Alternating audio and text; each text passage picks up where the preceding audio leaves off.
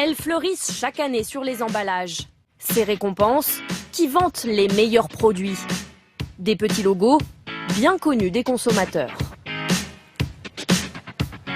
C'est quelque chose qui vous montre un bon produit.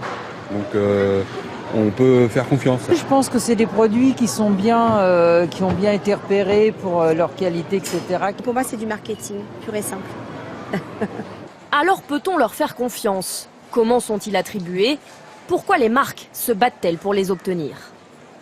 Cette PME vient de remporter une distinction très prisée pour son liquide vaisselle. Un produit entièrement repensé, car pour participer au concours, il faut d'abord de la nouveauté, soit dans la recette, soit dans l'emballage.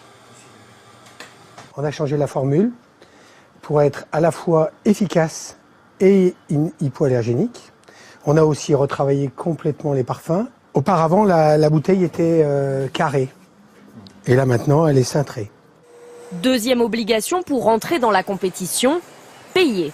L'inscription au concours coûte 4 000 €. Mais ce n'est pas tout. Si l'entreprise gagne, elle doit en plus débourser près de 15 000 € pour utiliser le logo pendant 1 an. Pour le patron, l'enjeu commercial vaut la dépense. Dans un marché très concurrentiel, comme le marché de la lessive ou le marché des liquides vaisselle, c'est vraiment un enjeu majeur. On a un certain nombre de magasins qui aujourd'hui prennent nos produits alors qu'avant, ils ne les prenaient pas. C'est des performances magasin par magasin qui progressent. Et des ventes qui grimpent en flèche. Cette marque de sous-vêtements le sait, alors elle participe chaque année au concours depuis 3 ans. Ici, c'est la gamme de produits qui a gagné le concours en 2015 sur le collant et sur le sous-vêtement homme. Et ici, vous avez les 2 produits qui ont gagné le concours en 2016. En 2017, c'est encore un collant qui a gagné. Pour l'entreprise, c'est l'assurance d'une publicité extrêmement efficace aux effets immédiats. On voit tout de suite les ventes qui augmentent et puis après, une fois que le logo est moins présent, ça revient doucement au niveau de départ. Et donc c'est une augmentation en moyenne à peu près Entre plus 10 et plus 15% selon les références concernées. Mais qui élit ces produits?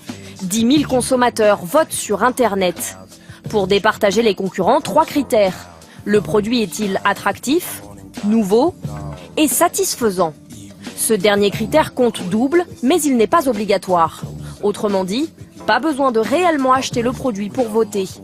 Mais pour le patron de l'entreprise qui décerne le logo, ce n'est pas un problème.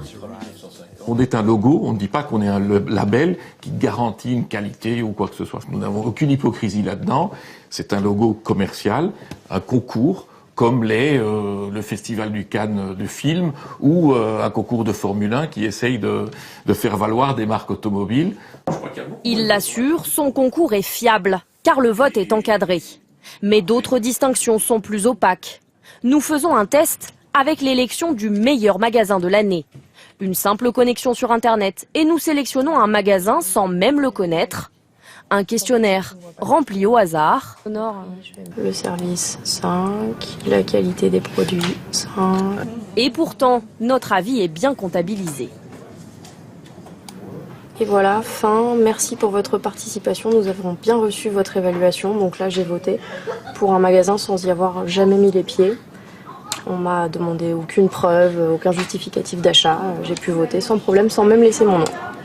Alors pour se démarquer, d'autres labels se veulent plus contraignants. Celui-ci impose des tests à domicile.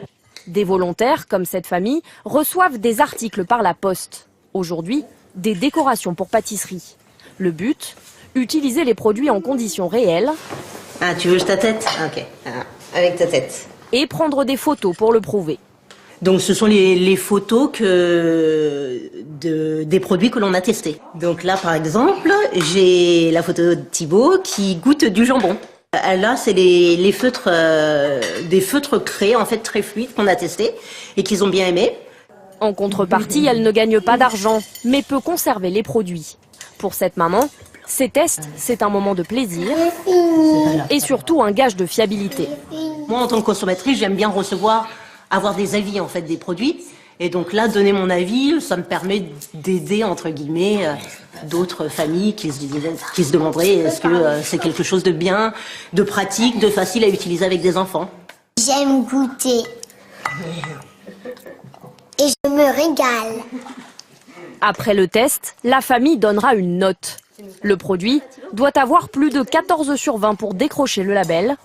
En moyenne, un peu moins de la moitié l'obtiennent.